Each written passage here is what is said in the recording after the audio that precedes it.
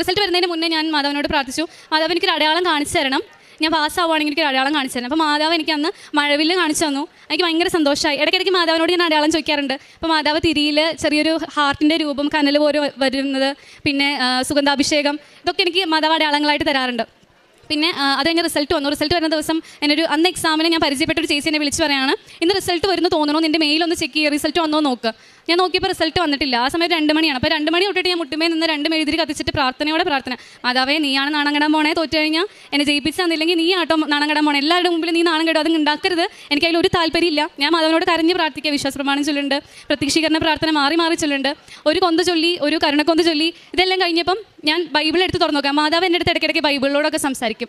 അപ്പോൾ ഞാൻ ബൈബിൾ എടുത്ത് തുറന്നു നോക്കിയപ്പോൾ എനിക്ക് കിട്ടിയ വചനം ലൂക്ക 1:25. ജനങ്ങളുടെ ഇടയിൽ നിനക്കുണ്ടായിരുന്ന അപമാനം നീക്കിക്കളയാൻ വേണ്ടി നിനക്ക് വേണ്ടി ഞാനിത് ചെയ്തു തന്നിരിക്കുന്നു എന്നർത്ഥമാക്കുന്ന ഒരു വചനമാണ് എനിക്ക് വന്നത്. അങ്ങനെ ആ വചനം കെട്ടി. അത് കഴിഞ്ഞ ഒരു 2 സെക്കൻഡ് കഴിഞ്ഞപ്പോഴത്തേന് ആ ചേച്ചി എന്നെ വിളിച്ച് പറയാണ്, എടി റിസൾട്ട് വന്നു, എനിക്ക് മെയിൽ വന്നു, നിനക്ക് മെയിൽ വന്നോ നോക്ക്. മെയിൽ തുറന്ന് നോക്കി. അപ്പോൾ ചേച്ചി പറയേണ്ടത് ബെസ്റ്റ് സ്റ്റാൻഡൻ അല്ലെങ്കിൽ നിഷ്ഠ ബെസ്റ്റ് സ്റ്റാൻഡൻ, ജയിച്ചു അല്ലെങ്കിൽ തോറ്റു, ഇതായിരിക്കും അതിനകത്ത് എഴുതിയിരിക്കണേ. ആ സംഭവം ഞാൻ അതിനകത്ത് കാണാനില്ല. ഞാൻ മറിച്ച് തിരിച്ചൊക്കെ നോക്കുന്നുണ്ട്, അങ്ങോട്ടും ഇങ്ങോട്ടൊക്കെ സ്ക്രോൾ ചെയ്ത് നോക്കി, എനിക്കത് കിട്ടിയില്ല. അപ്പോൾ ഞാൻ ചേച്ചിക്ക് അയച്ചു കൊടുത്തു, ഇത് അങ്ങനെ ഇല്ലല്ലോ, അങ്ങനെ ഒരു വാക്കില്ലല്ലോ. അപ്പോൾ ചേച്ചി പറഞ്ഞു, നീ എനിക്ക് അയച്ചതാ, ഞാൻ നോക്കട്ടെ. ചേച്ചിക്ക് അയച്ചു കൊടുത്തു. ചേച്ചി ആ PDF തുറന്നിട്ട് പറയും, എടി അത് ഗുഡ് എന്ന് എഴുതിയിട്ടുണ്ട്, ജയിച്ചു. 300-ൽ എനിക്ക് 240.5 മാർക്ക് വന്നിട്ടാണ് എൻ്റെ മാതാവിനെ ജയിപ്പിച്ചത്. അത് കഴിഞ്ഞ് പിന്നെ എനിക്ക് ഏറ്റവും പാടുള്ള സ്പീക്കിങ്, എനിക്ക് 75-ൽ 27 മാർക്ക്. അതെന്നെ പഠിപ്പിച്ച സാറ് പറയുന്നുണ്ടായി, ഏറ്റവും കൂടി പോയ 9 മാർക്കൊക്കെയാണ് ചിലപ്പോൾ കിട്ടുള്ളൂ. അല്ല, ഷൈബന് 9 മാർക്കൊക്കെയാണ് ചിലപ്പോൾ കിട്ടുള്ളൂ. ഷൈബനിൽ എനിക്ക് 27 മാർക്ക് മാതാവ് തന്നു. ഞാൻ തോറ്റു പോകുമെന്ന് വിചാരിച്ച സ്ഥാനത്ത് മാതാവ് എനിക്ക് 27 മാർക്ക് വന്നിട്ട് എന്നെ പാസ്സാക്കി. 300-ൽ 240.5 മാർക്ക് വന്നിട്ട് എന്നെ പാസ്സാക്കി.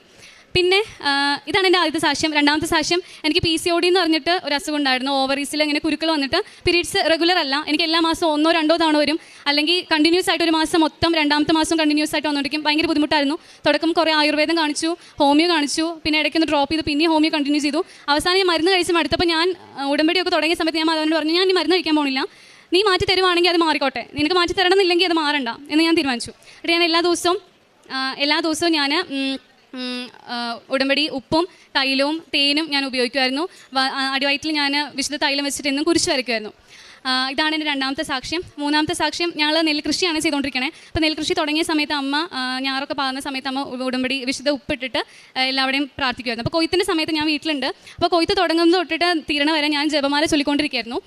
മാതാവ് ഉപ്പിട്ട് ഞാൻ അവിടെ പ്രാർത്ഥിച്ചായിരുന്നു. അപ്പോൾ മാതാവ് കഴിഞ്ഞ കൊല്ലം ഞങ്ങൾക്ക് 3000 കിലോ ആണ് നെല്ല് കിട്ടിയെന്നുണ്ടെങ്കിൽ ഇപ്രാവശ്യം ഞങ്ങൾക്ക് 4000 കിലോ നെല്ല് മാതാവ് തന്ന് അനുഗ്രഹിച്ചു.